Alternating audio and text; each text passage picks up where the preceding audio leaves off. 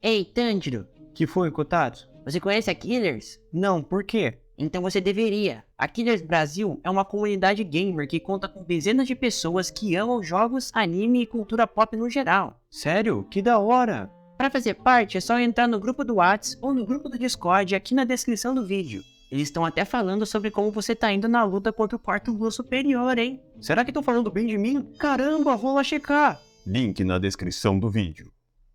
Os demônios das emoções se fundem em um só corpo muito mais forte do que os anteriores e dá origem ao demônio do ódio. Enquanto o Tanjiro tem que lidar com essa ameaça muito maior do que as anteriores, o Tokito finalmente consegue se libertar do jarro de água em que ele estava preso. Vem comigo para ver o que aconteceu nesse 7º episódio da 3ª temporada de Kimetsu no Yaiba e o que eu achei dele. Bora lá? O episódio começou com o Tanjiro prestes a cortar a cabeça do corpo principal do quarto Lua Superior. O problema foi que quando ele chegou na metade do pescoço do demônio, o poder de fogo da Nezuko acabou e a espada dele esfriou, e então ele perdeu a eficiência do golpe e, portanto, a respiração do sol por si só não foi suficiente para cortar o pescoço do demônio. Imediatamente, logo atrás dele, surgiu um 6º corpo do Lua Superior que ele não conseguia identificar quem era e que não tinha aparecido até agora, e ele sentiu que foi um grande erro ter insistido em cortar a cabeça do corpo principal. Foi aí que ele bateu em um dos tambores e subitamente surgiram vinhas de madeira com cara de dragão que começaram a perseguir o Tanjiro e jogou ele para as alturas. Ele conseguiu felizmente desviar de todas as cabeças e se posicionou à distância desse demônio. Analisando o demônio, o Tanjiro percebeu que ele estava ainda mais jovem. Isso se devia ao fato de que esse demônio do ódio era a fusão entre os 4 demônios das emoções. Então, ao fundir raiva com prazer, com alegria e com tristeza, deu-se origem ao demônio mais forte por eles enfrentado até agora, que é esse demônio do ódio. E para complicar ainda mais a situação, ele conseguiu proteger o corpo principal com essas vinhas que ele faz crescer do chão. Ao se confrontar com tamanho poder, ninguém conseguiu nem mesmo dar um passo, e todos eles foram extremamente intimidados pela presença desse Oni, pois só pelo olhar dele já dava para sentir que eles não teriam a mínima chance em um combate direto. O demônio do ódio então começou a discursar falando que odeia o Tanjiro porque ele gosta de caçar os fracos, mas aí o Tanjiro não gostou nada do que o demônio disse, afinal ele já matou centenas se não milhares de humanos e com certeza são mais fracos que ele. O demônio então refutou o Tanjiro com uma lógica totalmente distorcida. O Tanjiro ficou tão bravo com essa resposta do demônio do ódio que ele finalmente conseguiu se mover e por meio da sua determinação começou a batalha entre o Tanjiro e o demônio do ódio. Simultaneamente, o Tokito ainda estava tentando sair daquele jarro de água. O Gyoko já tinha se cansado um pouco de ficar zoando pro Tokito, então ele aproveitou para entrar na cabana, porque parecia que havia algo muito importante lá dentro, e então ele foi lá checar. Enquanto isso, o Tokito aproveitou que o Gyoko não estava mais ali para tentar utilizar mais uma técnica com pouco ar que ainda restava no seu pulmão para tentar escapar do vaso. O problema é que a técnica não foi forte o suficiente para conseguir cortar o vaso, e então ele continuou preso lá. Sem mais nenhuma esperança, até porque o seu último ataque já foi utilizado, na mente dele, o Tanjiro surgiu na sua frente, falando para ele não desistir e que ele deveria continuar lutando, pois uma hora ele ia conseguir com certeza ser salvo. Mas ao mesmo tempo, ele sabia que o Tanjiro nunca havia dito isso pra ele antes, e aquilo deveria ser outra pessoa que estava sendo representada por meio do Tanjiro. Enquanto isso, dentro da cabana, o Gyoko percebeu que o Haga Nezuka estava trabalhando em uma katana, enquanto seu amigo o defendia. O Gyoko aproveitou da situação para torturar um pouco esse amigo, mas mesmo assim, ele se cansou logo dele e foi direto atrás do Haga Nezuka. Mesmo com a presença do quinto Lua Superior, o Haga Nezuka não parecia nem mesmo se importar, pois ele estava muito focado em consertar essa espada. O Gyoko ficou impressionado com a capacidade de foco dele, ele se sentiu muito frustrado e até invejado, pois na situação de artista, o Gyoko nunca tinha tido um foco tão forte igual ao que o Haga Nezuka estava demonstrando naquele momento.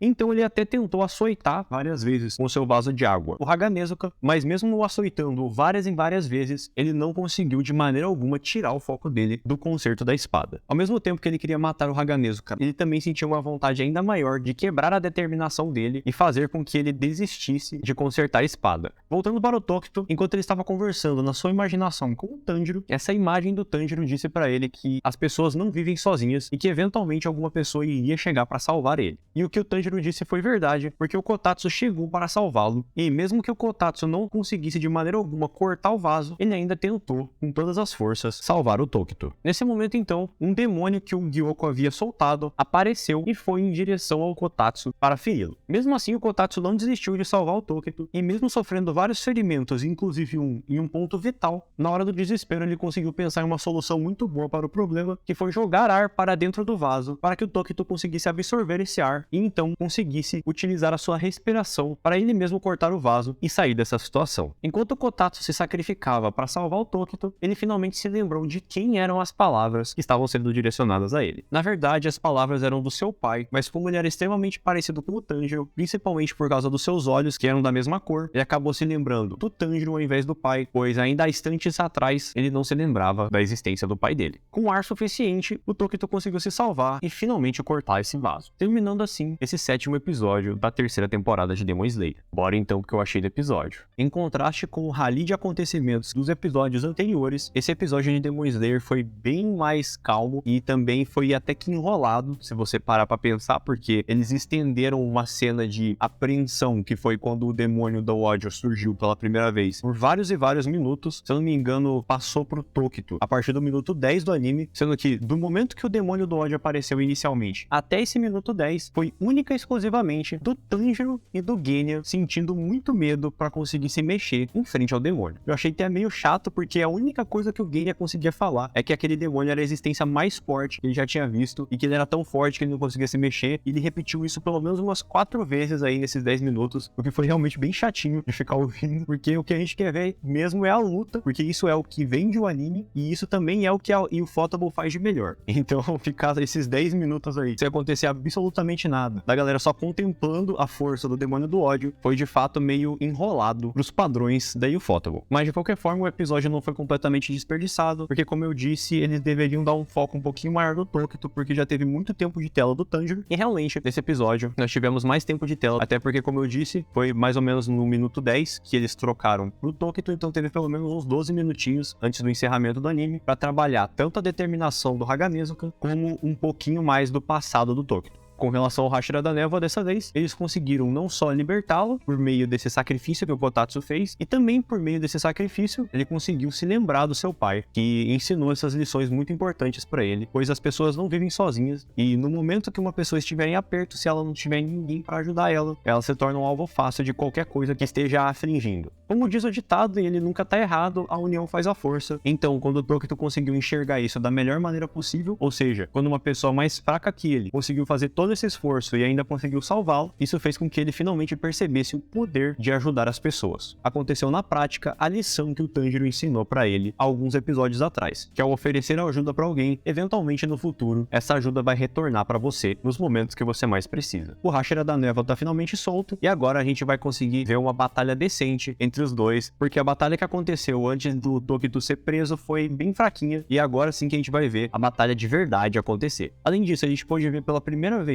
a real face do Haganezuka, e ao contrário do que todo mundo esperava, ele não é um cara muito estranho não. Ele até que é bem formoso, e também deu pra perceber que ele tem uma determinação e um foco admiráveis, a ponto de ele conseguir ignorar completamente uma presença tão assustadora quanto a de um Lua superior, em prol do seu objetivo de finalizar essa katana, a qual ele não conseguia parar de admirar enquanto ele trabalhava nela. Agora que o Tokito tá livre, ele vai com certeza dar um jeito aí nesse Lua superior, e vai tudo ocorrer da maneira que a gente quer que ocorra. Agora é ver como é que o Tanjiro vai conseguir lidar contra esse demônio do ódio, que é muito mais forte que os anteriores. Pode-se dizer que ele tem a força dos 4 somados, e ainda é mais forte do que os 4, porque ele ainda regrediu um pouco na idade, então quer dizer que ele tá mais jovem ainda, e então o corpo dele está ainda mais forte do que os dos anteriores. Vamos ver como é que o Tanjiro e o Genya vão conseguir lidar com essa situação, mas creio que a Hashira do Amor vai dar uma ajuda, porque faz muito tempo que a vila já foi salva, e ela ainda não apareceu para ajudar ninguém, então é capaz de que ela vá ajudar o grupo do Tanjiro, considerando que eles mal conseguem se mover de tão intimidante que é a presença desse demônio do ódio. Vamos ver como as coisas se desenrolam no episódio que vem, falta pouquinho tempo para esse episódio que vem lançar, e ficamos aí no aguardo. E eu acho que é isso por hoje. E esse foi o vídeo, galera. Eu espero que vocês tenham gostado. Comentem o que vocês acharam do episódio aqui na aba dos comentários. Eu vou estar lendo e vou estar respondendo vocês, então fiquem à vontade para comentar o que vocês quiserem aqui na aba. Também não se esqueça de deixar o like, de se inscrever no canal e de ativar o sininho para não perder nenhuma notificação de vídeo novo, porque fazendo esses 3 passos simples, vocês vão estar ajudando demais o canal a crescer, e quando a gente finalmente atingir a monetização, o conteúdo de cada vez mais qualidade vai ser implementado no canal, como recompensa por todo o apoio que vocês têm me dado até hoje. E eu espero vocês no próximo vídeo. Fui, galera! Valeu!